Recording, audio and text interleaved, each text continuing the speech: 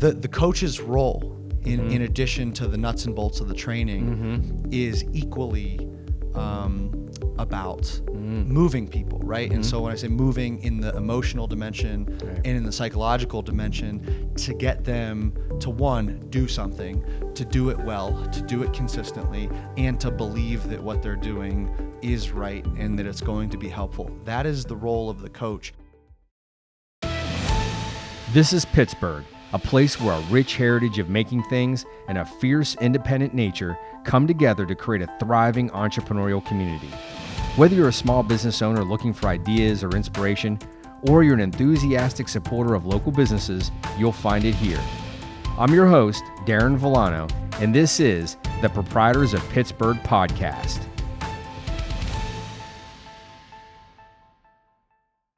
I'm here with my guest, James Lederach. He is strength and conditioning coach with his company, Heavy Athletics. I'm glad to have you on the podcast, James. Thanks so much for being on. Appreciate it. Happy to be here. Well, the first thing I was going to ask you is the name of your business, Heavy Athletics. I mean, it seems it's different. I've not heard that term before. I'm just curious, is that have a meaning? Is that something you just came up with? Is there a history to that? Is there a meaning to that? I'm just curious. There is a history. The meaning is not super deep. So arguably the most famous text or collection of information written on physical training to date is a book called Super Training by two authors. It's co-authored by a Russian named Yuri Verkhoshansky and an American named Mel Siff. And the first edition was released, I believe, in the 1970s or 80s. Don't quote me on that. It's been revised and updated several times. They're on the 6th edition, and that is on my shelf behind us.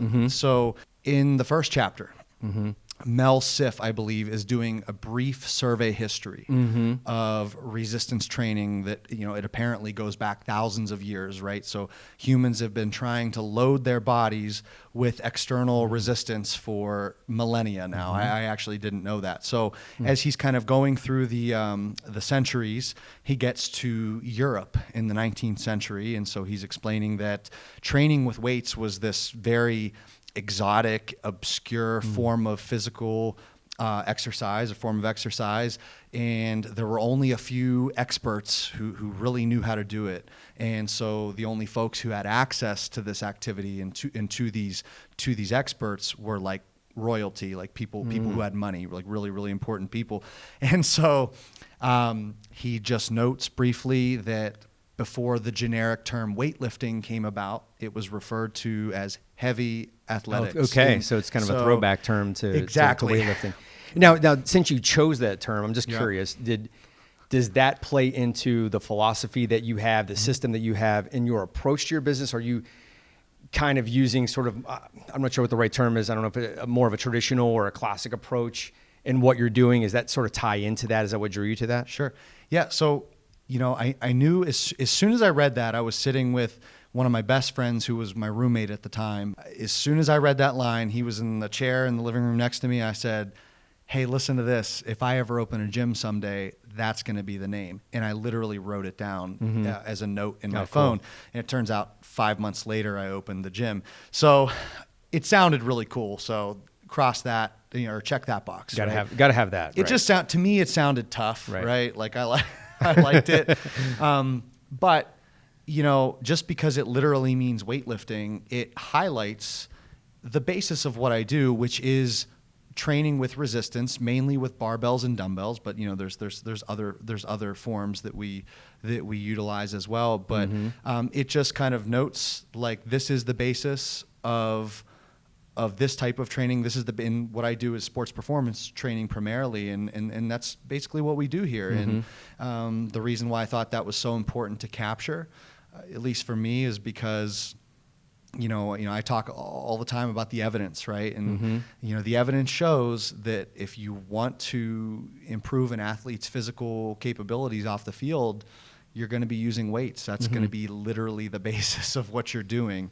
So as you mentioned evidence, and so you're talking about research studies and evidence-based, information. Is part of what you do, or do you feel that part of your responsibility here as the owner, the proprietor, the person running this business, is to also be as knowledgeable as you can and really study? Are you putting in time off the field, so to speak, and actually reading scientific information and studies, if you will, on your topic to get even more knowledgeable and become more of an expert in what you're doing? Yeah, absolutely. So, I devote as much time as I can to my professional development. And so the biggest thing for me is reading and consuming good information, right? So I vet my information carefully, and there are certain sources that I trust, and then there are other sources that I don't trust, right? So occasionally I'll go to a seminar or I'll do something like that, but really I like to read a lot of self-taught and what sources you need to find. I stay close to the evidence. That's the biggest thing, and the beauty of the evidence is you can go through it largely on your own, but there is a footnote to that I will say that I do rely heavily on secondary sources that I trust or who I trust, because dealing with the primary sources, right, like dealing with the actual studies, which I do read, can be very confusing because of statistics, right? And so, like, if you're not a statistician, you don't have a background in data assessment, it's really hard to, one, just understand the data that you're looking at, and two, it's hard to understand if the statistics are being manipulated or misrepresented, or if it's tough to tell if in the discussion of the study, like, if it's being editorialized kind of based on the statistics, because unfortunately, while the scientific method is supposed to be something unbiased, right, bias does kind of find its way in. So yes, I do deal with a lot of primary source research, but I would say I deal more with secondary information that is evaluating the primary objectively. Right. Yeah, they're, like I said, because those studies they are full of stats, and there's a lot of tables, there's a lot of data, and you have to really be able to interpret. You don't want to mess that up in your interpretation. I want an expert to evaluate the data for me, and then I can compare what I get from the study to their assessment, and then I can form an opinion. Do you feel that your approach and your willingness to read these studies and secondary sources that interpret the studies and putting in this time to do your homework out of the gym, is that part of what you think sets you apart? I'm not sure in your field is this normal? Is everybody doing this, or do you feel that you're taking a more aggressive approach to really understanding the science behind what you're doing? And is that part of what, in your mind, sets you apart or differentiates you in your business? Yes. So I do think that is one thing that makes me different. This is something, this is a profession, this is a subject matter that is very much reliant on an understanding of, like, the hard sciences to some degree, so biology, chemistry, physics, and how all of those things pertain to exercise and nutrition to some degree for a guy like me. So in order to provide the absolute best service, you have to stay current. You have to be analytical, and you have to be critical. You have to think critically about information too, because there is a lot of it out there, and you have to know what's good, what's bad, and also how to contextualize what's in front of you, or to at least be able to adapt it to your environment, right? Because environments are different. I deal with mainly student athletes, a lot of high school kids who have low training ages, and that's a unique situation, right? I'm not dealing with people who are more developed. I'm not training. I have a few pro lacrosse players, but I'm not dealing with tons of professional athletes or anything like that. So being able to not only consume the information, but think, well, how can I apply this practically in my scenario right here at Heavy Athletics? So I think that there are a lot of people in the business who don't realize the importance of the theory. You know what I mean? Sure. Or I don't know what it, or maybe they're intimidated by it. Like I am sometimes, because the more you get into the evidence, the more confused you are. It's like the more you realize you don't know and how much there is out there. And it's changing all the time. There's new studies, there's new information. Absolutely. That's the thing is, the more you know, the more you realize you don't know. So strength and conditioning coach. Tell me a little bit about that. That's a distinction you're making. Right. In your gym and in your line of work, and could you tell me what the difference is there? What does a strength and conditioning coach do, and how is that a bit different? Is it more athletically focused, for example, than say you're just your personal trainer. Sure. How did you come to that, and what does it play role does it play in your work? So the title strength and conditioning coach is something I take a lot of pride in. Mm-hmm. It's, I guess first and foremost because it's something that I decided I wanted to do for very profound reasons. Mm-hmm. I like working with athletes. I think athletes, athletes who are participating in mainstream athletics, so football, basketball, baseball, tennis, swimming, if you fill in the blank, right? Do I work with general population? Yes. Will I train a power lifter? Yes. Will I train a bodybuilder? Yes. But I like working with athletes because the problem solving aspect of it and the programming dimension of it is it tends to be more complex, right? Mm-hmm. When you're training for performance outcomes, the specifics matter a lot more than if you're just training for fitness. Mm-hmm. The beauty of just being interested in health and fitness is there's a million things that you can do. Like that's the beauty. Like there's different approaches to calorie management, right? And there are many different approaches to your exercise or your training. You don't even need to train. You can just exercise. They are different. But yeah, strength and conditioning, it's very clear. Like I work on the athlete's force producing capabilities in the most specific ways. And, I condition their energy systems and condition their tissues to be prepared for whatever it is their task is going to be. So, yeah. Tell me about the relationship between a coach and a client, or the coach and the person you're training. I mean, it seems to me, and especially certainly in my experience, and I'm sure many others, that a coach can have a profound effect mm-hmm. on a person and what outcome they're able to get. There's a mental aspect to what we're doing, right? There's a mental part of this game. How important is that relationship, that dynamic, and how do you know when it's clicking with you and that client, and that you're getting, because a good coach-client relationship can get results that go above and beyond just the physical work that you're doing. You can Sure. really have a big impact, and there's many stories of professional athletes, that have gotten a lot out of their relationship with their coach, and they've been able to do a lot. So I'm just curious, how does that impact your work and the way you approach it?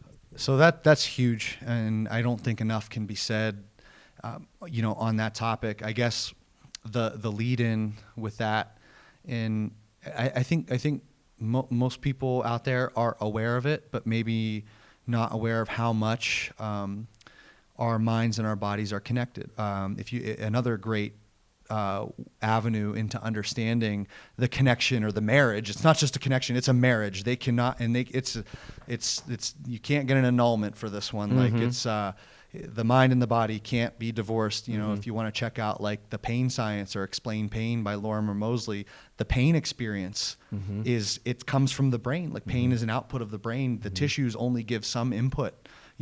So I just want to lay that out there to kind of open the door for this idea or this reality that the coach is as much like I said, what's the term?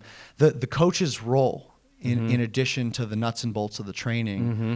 is equally about moving people, right? Mm-hmm. And so when I say moving in the emotional dimension right. and in the psychological dimension, to get them to, one, do something, to do it well, to do it consistently, and to believe that what they're doing is right and that it's going to be helpful. That is the role of the coach.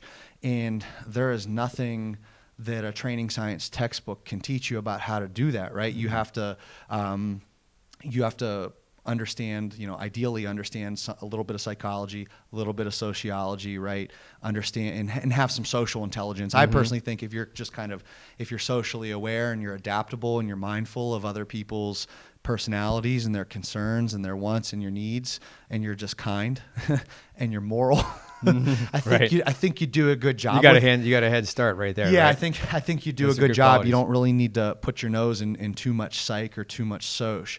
So I wish I could say, because I love the X's and O's of strength training so much. I think it is so interesting, and it's my passion. It's been my passion since I was a little boy, but the human element of it is equally important. I can't rank them. Speaking of getting to know somebody, you're talking about getting to know clients.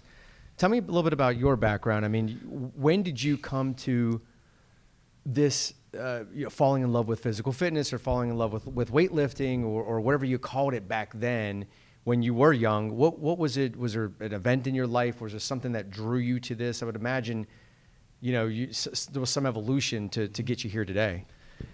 Yeah, so it goes back. So I'm 28 years old now. I'll be 29 in April. So it goes back to 2002. And I was 11, and I was between 5th grade and 6th grade. So I played youth football when I was younger. And I was a lineman because I was a heavy kid, right? I was definitely the fat kid, okay? And, in football that worked. I was a decent football player.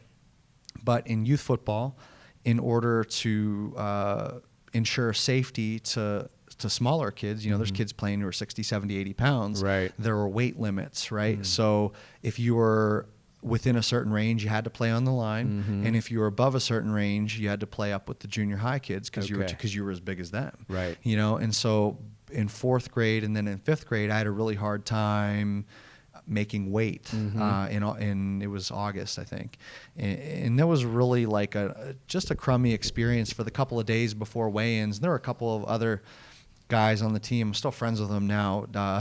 When we were 11, Dylan and Greg were linemen with me, and I remember being out there on the field making weight running. because you were trying to be a lower weight. You wanted to play with your friends. Yeah, trying to make. You didn't want to play with the bigger kids. No, I didn't want to play with the junior high kids. Yeah. They were all big and scary and good, and I wanted to play with the 4th, 5th, people and that you 6th knew, graders. right? Yeah, I wanted to play at the level I felt I should have been playing at. So and you were struggling then to lose the 4th and 5th grade. Had a hard time. I made weight both years, but the couple of days not eating and being out there running like crazy and the spit method, spit as much as you can before the weigh-in because that works, right? Right. So I remember being in the basement of my house with my sister, and I just this light clicked off. It would have been maybe June of that year in 2002, and I don't know where it came from. I don't know if it was one of the few moments in my life where I feel like maybe God was reaching into the conscience and saying hey, here's an answer, because that's how I think God talks to us.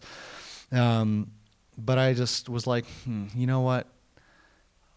I'm fat, right? And I said that to my sister. I said, I'm pretty fat, huh? Okay.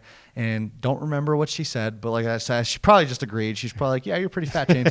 and I was like, I just don't want to be this way anymore. And I don't want to have a hard time making weight in August. And I just started eating way less. I didn't really do it right in the sense that you were in 4th or 5th grade, right? Yeah, you didn't know better. I had no knowledge. But you were trying. Yeah. Had no coaches. I basically would just eat dinner. I would just have one meal that satisfied me a day. I would only drink water, and I ran a lot, and I ended up losing maybe 20 or 25 pounds that summer. Made weight. Wow. Had a great football season. I was really, really doing well in 6th grade, and then I wanted to lose more weight, and I just kept losing weight. And by the time November had rolled around of that year, I had gone from 160 to 110. I remember being 109 at the lowest. I do remember that pretty vividly. It was the fall of 2002, that my mother started taking me out to the local YMCA where my father would go work out. I'd either go on my own or I'd go with my dad, and I would just walk in the gym. I thought it was really cool because you had to be 14 years old to go in. Right. But my father was a board member, right? And so I would just walk in and get on the treadmill, and I was like, yeah, this is really, really cool. So I would do cardio. I'd play with the pin-loaded weight machines, and so that's when I started. And I went 0 to 100. I loved it, and you just fell in love with the working out. Exactly. In the process, really? Exactly, yeah. So I fell in love with working out. I loved the way it made me feel. I liked the way it made me look. I liked just getting better at things, right? Improving my times, when I was running on the treadmill. Or seeing that change too, I'd imagine, right? Seeing results also that fuels the fire, right? Of course it does. It only gets better as it goes. For anybody who's interested in starting, it only gets better as it goes, but I'll get to that. So went to school to be a teacher. 2 years, did my student teaching, took a job at Central Catholic in Pittsburgh, and that's where it all came together, right?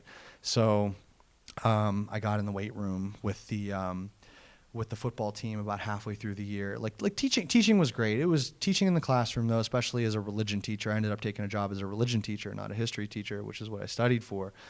It was definitely felt like an uphill battle more days than not. But I got in the weight room with these football players and I really liked it. And over the course of a couple of months, I kind of saw how my love for teaching, because I did love teaching, especially when I was in school for teaching. Like I remember in my last year at St. Vincent in 2014 being like, thank God, like I really chose the right thing. Like I love this. I love kids and I do love kids. And, I love feeling impactful and trying to be impactful. So I was like, yeah, I'm a teacher. I got the heart of a teacher. Like I made the right choice. But then you get in the weight room, or I got in the weight room and I said, this is teaching too. And I love teaching. And I also think I am going to be more interested in dealing with this subject matter in the long term of my life, instead of teaching theology, which I love, and history, which I love, but like not like I love this. Like this is the most interesting to me and the interesting thing to me in the world. And then, so that's my backstory on training, is just how it evolved from this passion, this lifestyle into now a career. You know what I mean? So I hope that illustrates. And I was going to ask you. So you worked before you started and founded Heavy Athletics. You worked for other people, obviously. Yeah. You just, as you were mentioning. So what was the driver? Maybe you worked for more than one employer too, as well. You definitely did this in other places. What drove you? What was the motivation to go out on your own and do it? Right. Sure. What was the driver behind that? So two big things, I suppose. I wanted to do what was best for me and do what was best for my clients. So that's the simplest way to state it. So I'm happy that I did get the experience. You have the freedom basically here to be able to do the kinds of things, Sure. to follow the protocol that you want to follow, and you call the shots. And having that freedom is what you value. Absolutely. So certain places, they want things to look a certain way because they think it'll be more appealing in photos and videos and in brochures for marketing reasons. You know what I mean? And then you wanted to do what was best for the client. I wanted to do what was best. Yeah, some places they want to take the volume approach, get more bodies in the gym, water down the service, bring in some unpaid interns. Your approach is more of a hands-on. My approach is, I do a semi-private training model, so there's never more than 4 in this gym at one time. So I'm small enough where I can work alone, right? So I'm the guy who's got the experience. I'm the guy who's got the education, right? So I'm small enough that I can work alone and that I can write every athlete his own program, and I can continually modify the program based on need and based on circumstantial factors. Like, I'll just give you an example. One of the most important ways to assess an athlete's readiness to train, that is like their fatigue state, is through kind of subjective means, right? And what I mean by that is how they're feeling. Okay, so when you're small and when you're the one coaching, every athlete who walks in the door, and the kids might overlook this, they might think that it's just a formality. They might think I'm just being polite. The first thing I say to everyone is, hey, how are you feeling today? Okay, that's the first thing I want to know. I want to know, did they get sleep last night? Did they eat enough today and a couple of days before? What were their practices? I have a couple of swimmers who are, they're right now they're getting ready for the season. They're busting their asses in the pool. So I always try to say, hey, how was the swim today? Was it a high volume swim? Was it a high intensity swim? Or was it both? Or was it an easy swim? I want to hear about the swim because I want to know if I need to modify today's workout to ensure that we're dosing things correctly, for that day. When you're here, you can ensure that everyone is getting, for the most part, now nothing's ever perfect, right? For the most part, what they need, right? Because it depends. Now you're a business owner now. You've had this business. How long you've had this now? For a year or a little less than a year? 8 going on 9 months. 9 months. So 9 months. Pretty new yet. Yeah. So in this time period that you've had this, now that is this the first business you ever owned like this? Okay. Oh yeah. Is what is a part of your, not just what you do in the gym and working with clients, but also running the business? What's something that's surprised you that you have to do in the ordinary course of running a business, maybe that you didn't think of before you got in here? So before you got in, you thought you knew what it was going to be like, and maybe something's popping up, or there's something that you have to do. And you're like, I didn't know I had to do that. I didn't know business owners did that. Is there anything that jumps out at you like that? Honestly, I think that's an amazing question. That's not something I've thought about. This has been a pretty great experience. And when I say this has been a great experience, like opening this gym has truly been the most fun experience and the most rewarding experience. Like I almost like want to tear up like when I think about how good year 2019 has been to me, because 2018 kind of sucked, right? In my last position, right? The only surprises I've had, and it's important to know the context here. It's a very small business. This is a business that, from a business standpoint, is pretty easy to run. I'll be honest, right? So I have my equipment. It's all pretty low maintenance. I keep it clean. I write all the programs. And like I do all the outreach and the communications with the clients, and that's it. I collaborate a little bit with my neighbors here, and that's really all I have to do is like I program, I coach, I keep my gym clean, and so has it surprised you? And then maybe the answer is that has it surprised you in how smooth it sounds like it has, and how smooth it's actually gone? Maybe you were prepared for a little bit more turbulence and it didn't actually happen, and it's gone a little smoother for you. I think the surprise has been how well it's gone. But, I owe a few people thanks for that. All right. So one, I wasn't really super happy at my last job. I worked for an organization across town. I built a sports performance program for them. But you know what?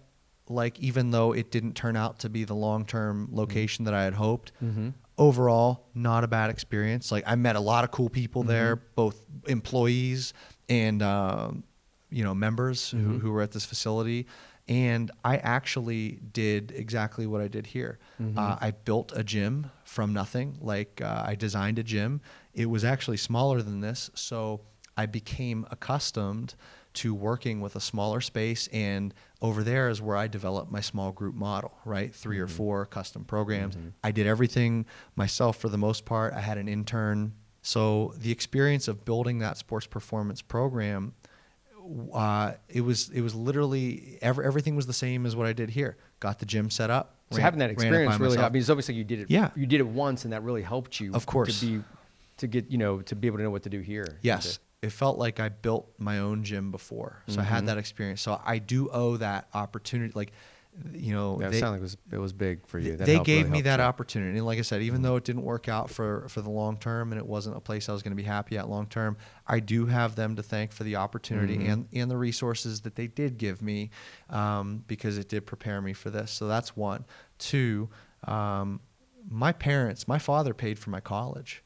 So I don't have student loans. Okay. And so they give you the financial breathing room that you needed to do what you So I was able to assume a little bit of debt to pay for a gym, to finance a gym. So I would imagine most people at 27, aren't in that same situation. Right. So I owe my parents a lot for supporting me in school, so that I was financially capable to do this at a young age. I didn't have any debt. So my last job, thanks to them, thanks to my parents, those are the things. Like, it's gone smoothly, but I owe a lot to them. Like, I owe a lot to all those. Like, obviously, like even with a one-person business, it takes multiple people to make it work, right? There is nothing like. There's nothing serious in our life, or nothing that matters, nothing valuable, nothing of consequence that happens without interpersonal relationships. Right. Like, that is it. Like, we are, that is what life is all about. That is how God designed our world. That's how he made humankind, is that even if you think you're on your own, and I do feel as on my own as I want to be, like, you're still, other people still matter. Yeah. Right. And you got support. So you have support. Right. And, other people are always still in the equation. So, so the only pleasant surprise, or the only surprise, has been honestly how well it's gone. That's great. Maybe once taxes come up or something, I'll have there might be some questions. Yeah, I'm doing my, I'm going to have a professional do it, but maybe I'll be like, man, I'm going to owe a lot more than I thought I was going to, but I don't know. I don't know. So what's next for for Heavy Athletics and for what your business? I mean, you're only 8 months in, 9 months in. You're in your first location, your only location right now. I mean, how do you see or envision your business evolving, over the coming years? Do you see much change at all, or is the plan to kind of stay small in the way you are, or do you want to grow a little bit or add a little bit? I mean, how do you see it evolving? I want to grow. One of the big ways I want to grow, and I'm slowly taking the steps to expand into the online arena. And that's nerve-wracking for me. It's intimidating because it's a crowded field. Mm-hmm. You know what I mean? And there are a lot of good, do I think I'm the best in the industry? No. Mm-hmm. Do I think I'm very competitive? Yes. Mm-hmm. But there are guys who they got more miles on them. You know what I mean? Mm-hmm. They have more knowledge, more experience, and they just have it down. So I'd be getting into that mix, right? So if I start trying to build an online presence, I'm going to be competing for distance coaching services. And clarify what you're talking about doing online. So are you coaching, just selling and yeah. Okay, so coaching and education. Okay, that's really it. So putting together programs online and things like that, and competing, being able to get more reach. Of course, by programs, and also the requisite amount of support to do the programs properly and effectively. So I would like to expand into the online arena to reach more people. I'm slowly doing that. I'm not in a hurry to do that. I just want to make sure that I have the platform, like the website and the platform to do that. On top of that, right now, I'm most concerned with the brick and mortar operation. And in fact, the online kind of thing, or the reason I would like to do another reason I'd like to do the online business is because I enjoy this the most. Mm-hmm. And I would like to the online stuff can be like real estate. Mm-hmm. Once it's set up, it can be a source of passive income, right? Sure. You can just kind of manage it. It's a way to multiply yourself without you. I mean, you could see more people essentially without having to be everywhere at once. Exactly. And make more money, Which is why most people do it, right? Of course. And so I don't say make money because I want to buy a Lamborghini. No, we don't mean that. Right. One of the reasons I want to make more money is so that I can take some pressure off myself, so I can be present here in the gym because I want to coach. I don't want to have to fade. I don't want to have to stand back and be a manager and an administrator while staff coaches for me in order to get more people in the door, in order to get more of I want to always kind of have a small gym that I don't really have to worry about the finances too much, where I can put all my heart and soul into the small number of people who come see me in person, and then who knows, maybe the backbone of the finances comes from the online stuff. But just listening to your whole backstory and everything, did you think that long ago that you would be an entrepreneur? Do you even consider yourself? I'm just curious. Do you even consider yourself an entrepreneur? Because it wasn't like it was in the plan, but if I listen to you speak though, you did say a couple times, as you were talking about your story, you emphasized a few times your independent nature. Yep. And how, if you really look at what you had said, you talked about being in the gym, being in sports, being in football, but you sort of thrived on being alone and doing your thing. You're here now doing your thing. I mean, you may not have planned or even consider yourself an entrepreneur, but I'm wondering now that you're here and now you have 9 months in, 8 months in, does it surprise you that this is sort of how it evolved? No. Okay. No, it's that's probably my favorite. That's my favorite question all night. I think it's really amazing to look back and think about when I was 11, 12, 13, whatever, even 15 before I started driving. It's amazing how much the future surprises us and I'll tell you, just getting older and growing up and coming into manhood and young adulthood.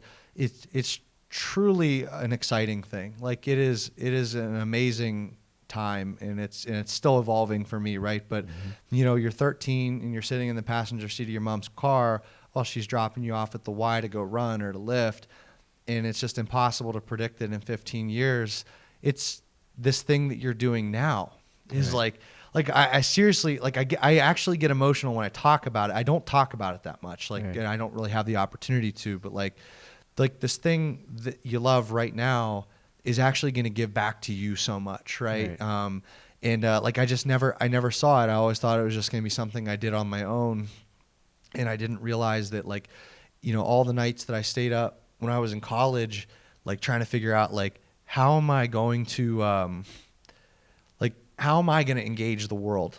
You know what I mean? That was the question. Like forgive me, because I am getting like a little weird here emotionally, but like, please. When you're like in the gym, I remember talking to a priest who I was friendly with at school. His name was Jean-Luc, Father Jean-Luc, and I said, man, I was a sophomore. I said, I have no idea what I want to do. And I said, like, I just want to do something that matters, and I want to do something where I can be impactful in a direct way with people. And he gave me a really good. He didn't say do this. He just said, hey, relax. And this is an aside, but for maybe it's valuable advice for somebody. But he said, you don't realize what an impact you make just by being a good person. You know what I mean? Just by being a decent person. But it's those times, like in those conversations, in those stressful moments where I'm having like this meltdown before my senior year, like, what am I going to do with my life?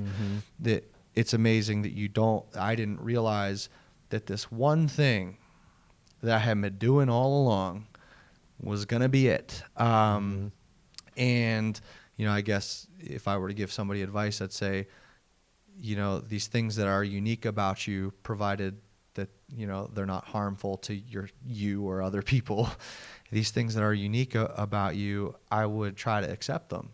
I would try to accept them, and I would look for a way to make it work. And that is what I did, right? So it's like everything. Lean into that. Yeah, lean into it, because it could work out. There's no guarantee. I mean, life's not a fairy tale. There's no guarantee that it's going to work out, but it could. Right. It could if you search. If you search for the right opportunities and you listen. So that's one more big thing. Like try to listen to your conscience, listen to the world, look at signs. Like try to follow, because there are opportunities in front of you that you might not see, and there are signs in front of you that you might not see, that could point you in a certain direction. So all of mine were there, and I think I really did a decent job at following them. You know what I mean?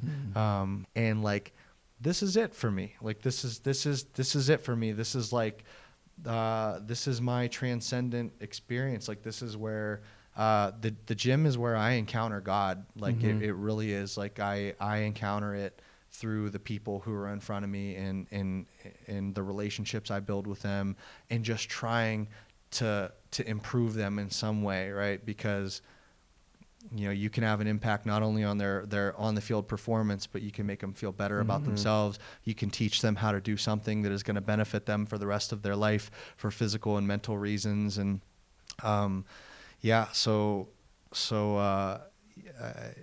do I consider myself an entrepreneur? I wouldn't call myself that. I'm just I'm a strength coach or a trainer who, I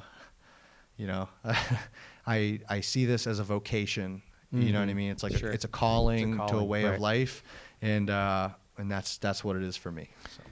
James, thanks so much for being on the show. I really appreciate it. Thanks so much. Thank you. Glad to be here. Yep.